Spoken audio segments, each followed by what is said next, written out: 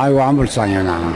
나도 한참 생각했어. 20년 이상 산다고 하길래 야 90살이 되겠어 나오겠구나. 나도 그 사람 찍었는데 여자니까 일 벌어지고 나서는 무서워.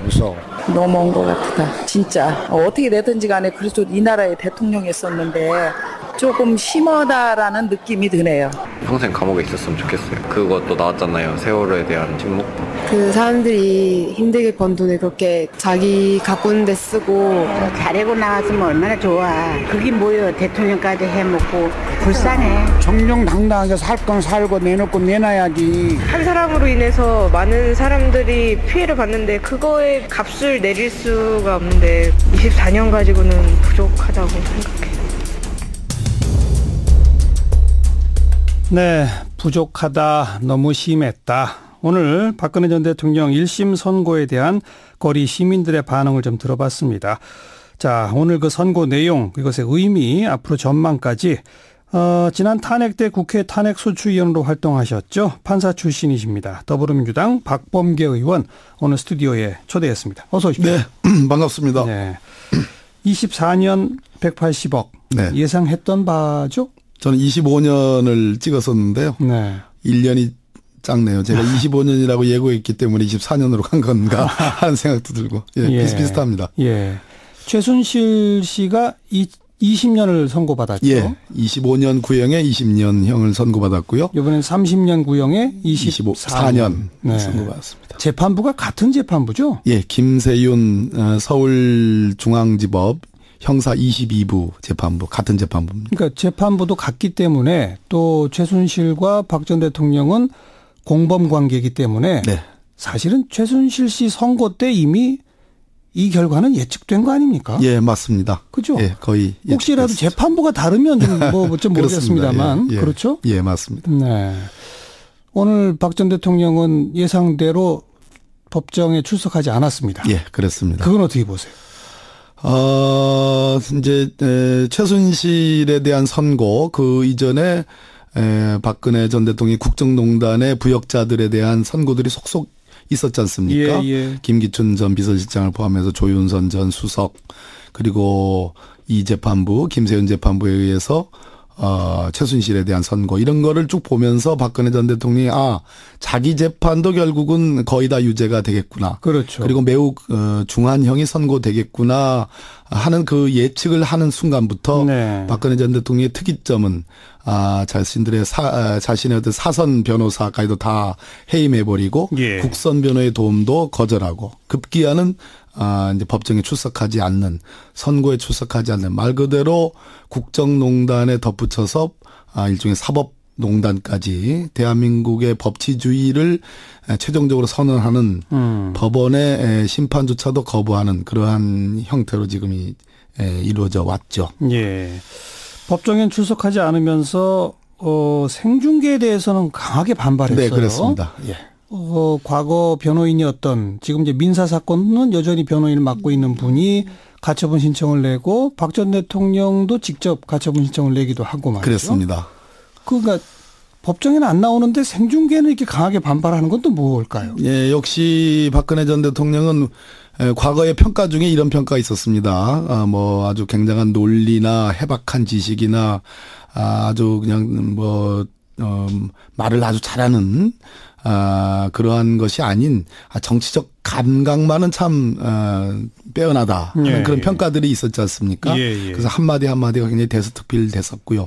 그런 힘으로 대통령까지 됐는데 역시 이 재판에 대해서 전혀 뉘우치고 있지 않다라는 일단 첫 감을 받을 수 있겠고요. 두 번째는 정치인으로서의 어떤 동물적인 본능에 입각해서 이번 재판을 판단하고 있다. 결국은 사법적 심판에 대해서 뉘우쳐야 되는데 자기가 뉘우쳐가지고서는 헤어날 수가 없다.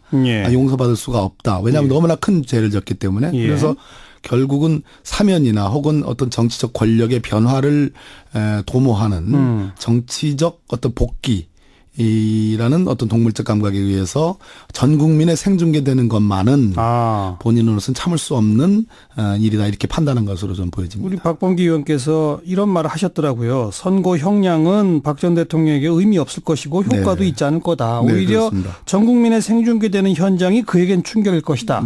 그게 바로 그 대목입니다. 그렇습니다. 저는 그렇게 봅니다. 자기의 범죄 사실이 재판부에 의해서 하나 다 거론되는 것. 생중계돼서 국민들한테 100분 이상에 걸쳐서 오늘 정말 물 한 모금 마시지 않고 김세훈 부장판사가 정말 빠른 아주 속독으로 오늘 선고를 하면서 그 장면이 아마 못 견뎌만 했을 것으로 그리고 보여집니다. 그게 국민들 앞에 다 방송됐다는 얘기는 본인의 어떤 추후의 정치적 변화에 그렇습니다. 상당히 악영향을 미칠 거다. 그렇게 봐야 되겠죠. 그걸 우려했다. 예. 재판부가 생중계 결정한 건 어떻게 평가하세요? 오늘 재판부가 선고의 첫 시작을 이런 표현을 썼습니다. 그러니까 박근혜 전 대통령이 곧 헌법 소원을 할 것으로 지금 예측이 됐죠. 즉 저는 종전 양승태 대법원장 때 만들어졌던 이 재판 촬영에 관한 규칙이 있습니다. 대법원 규칙이 있는데 그 규칙이 만들어졌는데 그것에 대해서 위헌을 주장할 것이다.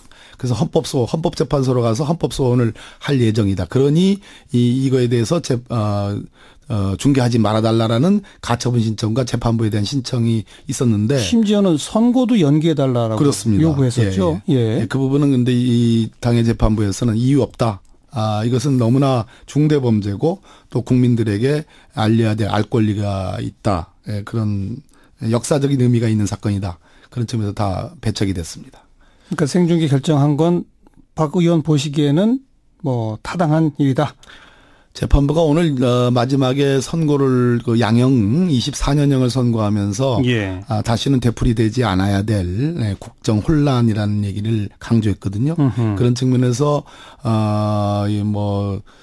뉘우치지 않는 사람들 또는 그런 그룹들 그런 집단에 대해서 일종의 경각심을 보여주는 차원이라고 저는 해석을 합니다. 한국당의 그 김성태 원내대표는 제 아무리 죽을 죄를 지은 죄인이라도 보호받아야 할 최소한의 인권이 있다.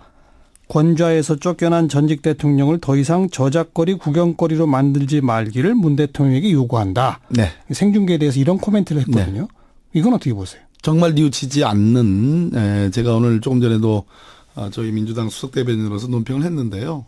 박근혜 전 대통령의 국정농단은 혼자 한 게 아닙니다. 그 5년 동안 아니 4년여 동안 아주 일관되게 비리와 권한 남용으로 점철됐지 않습니까? 그래서 우리는 그것을 국정농단이라고 일컫는 거고요. 그렇기 때문에 국정조사 특별 그 위원회를 만들어서 국회에 거기에 위원장이 김성태 원내대표셨습니다. 그랬죠. 그렇지 않습니까? 그때 잘 진행을 했습니다. 누구 봐도 김성태 원내대표님이나 장제원 그 자유한국당의 수석대변인은 누구 봐도 저희 민주당 의원들의 못지않게 이 국정농단에 대해서 분개했습니다. 그 청문회 스타로 등극했어요. 그렇습니다. 그러더니만 지금은 또 이렇게 원점으로 이렇게 복귀하시는지 이해가 안 됩니다. 인권이라는 것도 여러 절대적 인권이 있고 상대적 인권이라는 게 있는데요. 예를 들어서 인간으로서의 존엄한 가치 이것은 절대적 인권입니다. 그러나 죄를 지은 분이 자기 죄를 뉘우치지 않고 그분이 전직 대통령, 그 당시 대통령으로서 나라를 혼란에 빠뜨렸다는 그로 인해서 받는 국익의 침해, 공익의 침해는 국민들에게 널리 알려서 다시는 그와 같은 역사를 반복하지 않아야 될 합당한 이유가 있는 거거든요. 그리고 재판부가 생중계 여부를 결정하잖아요. 그렇습니다. 그런데 문 대통령한테 요구하는 것도 조금 안 맞는 거 아닌가요? 제가 참 오늘 자유한국당 전혜경 대변인의 간담회 선언해야 할 사람은 문재인 대통령이다. 이런 취지의 논평을 했는데요. 정말 그는 후한무치입니다. 어떻게 박근혜 전 대통령의 국정농단 아까 제가 말씀드렸듯이 혼자 할 수 있는 것이 아닙니다. 그 당시 집권당인 새누리당 자유한국당이 저도 배경이 됐기 때문에 그것이 가능한 것이고 제대로 그 당시 지적을 했더라면 이런 일이 가능했겠습니까?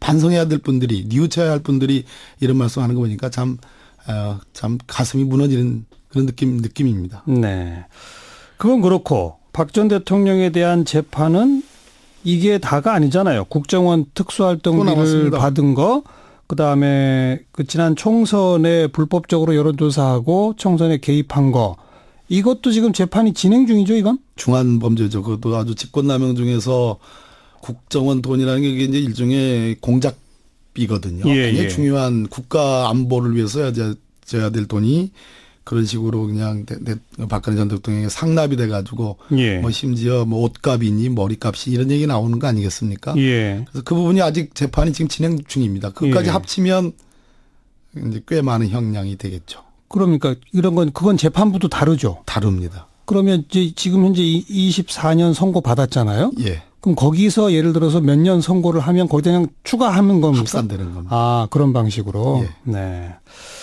자, 그건 그렇고 검찰이 모두 18개 혐의를 적용해서 기소를 했는데 그중에 16개가 유죄로 인정되고 2개는 무죄로 나왔단 말이죠. 네. 그 내용을 좀 이렇게 쭉 분석해 보셨죠? 그렇습니다. 뭐 그러니까 18개 중에 16개면 거의 대부분 검찰 주장을 인용했다고 봐야 되는 거죠. 그렇습니다. 네. 일부 무죄 그렇지만 오늘 표현 중에 여러 개 있을 겁니다. 주문에는 그 무죄라는 것을 표시하지 않고 이유 중에만 단다 이런 표현들이 나오거든요. 무슨 얘기냐면 거의 대부분을 다 지금 검사가 기소한 부분을 다 유죄로 한다. 18개 중에 16개는 다 유죄다. 다만 전체적인 어떤 그 가치 면에서 재판의 퀄리티, 그러니까 질적인 측면에서 놓고 보면 역시 이 삼성의 그 포괄적 현안이라는 거, 소위 이제 그 삼성물산과 제일모직 간의 합병, 그런 위해서 승계 작업이 이루어졌는지, 또 그 이후에 여러 개별적 현안들, 지주회사라든지 또는 순환출자의 해소 문제, 이런 것들에 대해서는 재판부, 이것이 저는 이 재판의 사실은 절반을 차지하는 부분 아니겠는가. 혐의는 하나지만. 그런데 이 부분에 대해서 역시 국민적 관심사인 건 내가 잘 안다. 재판부가 인정했습니다. 그럼에도 불구하고 이것은 엄격하게 증명을 해야 된다. 그래서 굉장히 어려운 법리를 써서 무죄를 했습니다. 어려운 법리요? 뭐예요? 부정한 청탁 이론인데요. 저는 약간 조금 제가 승복할 수 없는 것이요. 2015년 7월 25일 날 박근혜 전 대통령과 삼성 이재용 부회장 사이에 이제 독대가 이루어집니다. 그 독대와 관련해서 지금 공수사실 중에 소위 최순실의 딸인 정유라한테 승마 지원한 것은 부정한 청탁이 필요 없는 범죄다. 단순 뇌물이다. 그래가지고 이 부분에 대해서는 77억을 유죄로 인정했어요. 뇌물, 단순 뇌물로. 그러니까 이 부분에 대해서는 삼성의 그러한 포괄적 현안이나 구체적 현안을 판단할 필요가 없게 됐어요. 부정한 청탁을 필요로 하지 않기 때문에. 부정한 청탁도 없이 그냥 뇌물을 줬다. 단순 뇌물 수수라고 해가지고 이것이 이제 이제 법리적으로 그렇게 해놓고 같은 날 7월 25일 날 역시 또 다른 그 테마였던 장시호의 동계 영재 스포츠센터. 이 부분은 제3자 뇌물수수, 단순 뇌물수수가 아닌 제3자 뇌물수수니까 부정한 청탁이 필요하다. 요건 16억밖에 안 되는 거거든요. 이 부분에 대해서는 지원 요구를 한 것이 맞다. 박근혜가. 삼성 이재용 부회장한테 지원 요구한 것을 맞다. 그렇지만 삼성 쪽에 부정한 청탁은 있다고 보기 어렵다. 이런 판단을 한 거거든요. 시종일관 삼성의 부정 청탁은 없다네요. 부정한 청탁은 없다는 거였습니다. 근데 저는 한번 묻고 싶어요.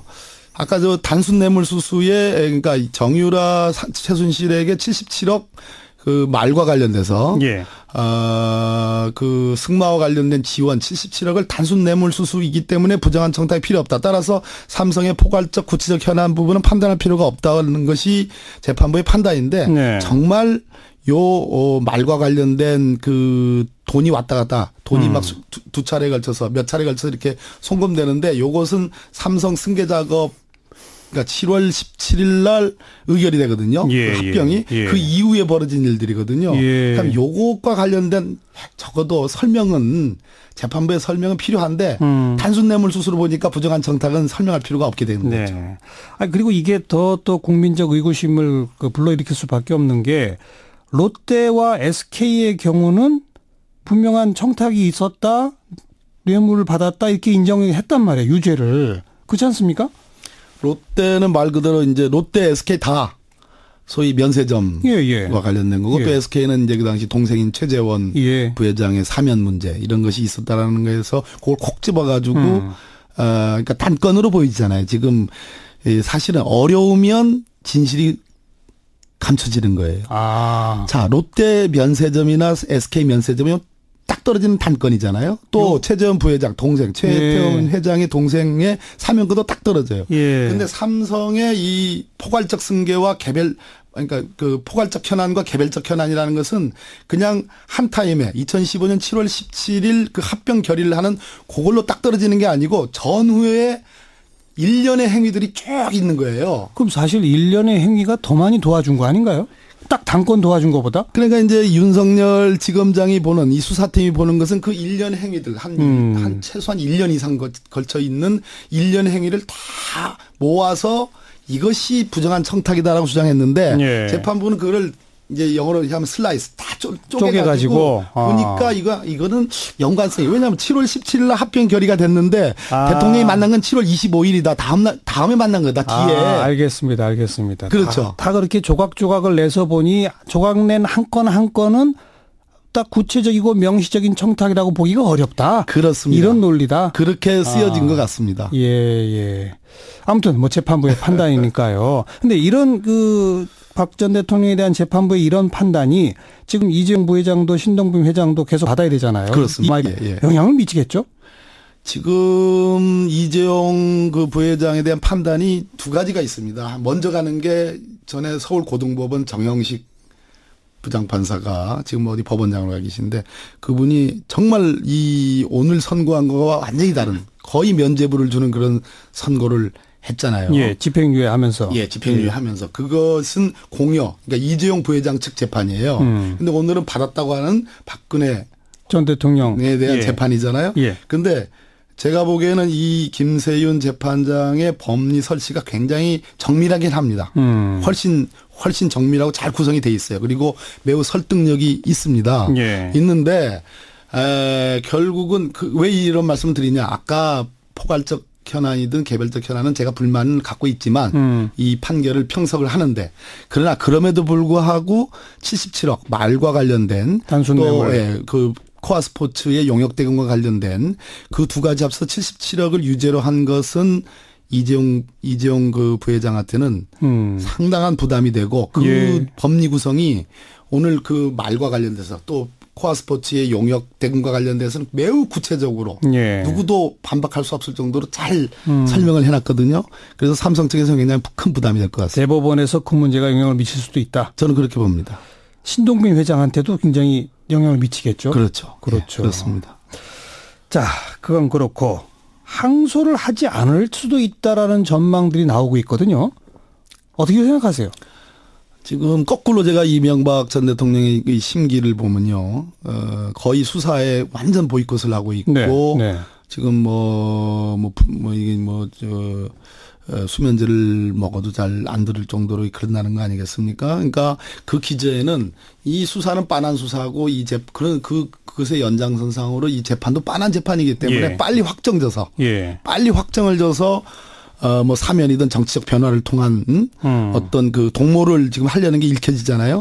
그 이명박 전 대통령이 누굴 보고서 배운 거냐? 박근혜 전 대통령을 보고서 배운 거예요.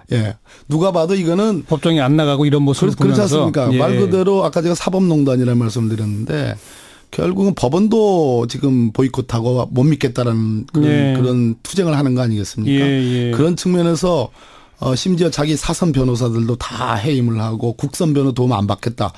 만나지도 않았다는 거죠. 만나지도 않았고 오늘 안 나왔다.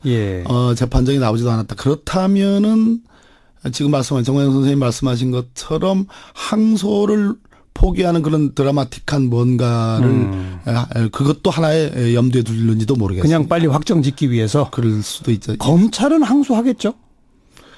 지금 아까 아주 그 작은 부분의 유죄가 나오는데 아까 그 삼성의 포괄적 현안, 개별적 현안을 지금 기소한 검사 측에서 어떻게 보느냐에 따라 달려 있는 문제인데요.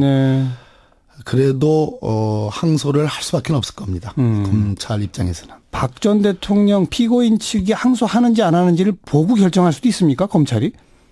항소 기간은 똑같이 진행되거든요. 그래서 마지막 접선 예. 접수 시간까지 뭐 눈치를 볼는지는 모르겠습니다. 네. 뭐 얘기 좀 아까 언급하신 김에 이명박 전 대통령 검찰 수사에도 일절 응하지 않고 있는데 아마 검찰은 이제 그냥 기소를 하겠죠. 그렇습니다. 역시 법정에 안 나오겠죠? 이명박 전 대통령도? 대통령은 후임은 박근혜 전 대통령이 후임이긴 하지만 재판은 수사는 먼저 받았으니까 네. 그 트랙을 그대로 따라가지 않을까 생각이 듭니다. 그러면 이명박 전 대통령 재판도 역시 피고인 없이 그냥 진행이 되고. 저는 많은 분들이 이명박 전 대통령은 제대로 따져보면 가면서 할 것이다 이렇게 예측을 하기도 했는데요. 저는 의외로 이명박 전 대통령은 의외로 쉽게 무너지거나 그 부분이 왜 그러냐면 부인인 김인욱 여사의 혐의 또 형들에 대한 혐의 또 이상득 씨를 포함해서요. 또 아들 특히 이시영에 대한 이런 혐의들 그런 것들이 있기 때문에 차라리 다 체념을 하고 그럴 가능성도 없잖아 있다고 봅니다. 그렇게 되면 박 전 대통령 재판은 법정 출석 거부하기 전까지는 그래도 꽤 치열하게 진행이 됐었잖아요. 그렇습니다. 그래서 시간도 꽤 걸리고. 그럼 상대적으로 이명박 전 대통령은 처음부터 법정 출석 거부하고 그러면은 아주 속전속결로 빨리 진행될 수도 있겠네요. 그래도 결국 문제는 이제 걸석 재판이 진행되는데 그래도 빨리 속전속결이 될 수가 없습니다. 왜냐하면 검사가 제시하는 그 증거들에 대해서 물론 뭐 변호사들이 전혀 대응을 하지 않으면 평소보다 빠르긴 하겠지만 증거 능력을 갖추긴 갖춰야 됩니다. 그러니까 변호인들이 어떻게 대응하느냐는 그렇습니다. 거기까지는 아직 좀 더 지켜볼 대목이 지켜봐야 있다. 될 것 같습니다. 네. 참 아무튼 역사적으로 불행한 일이죠. 예, 맞습니다.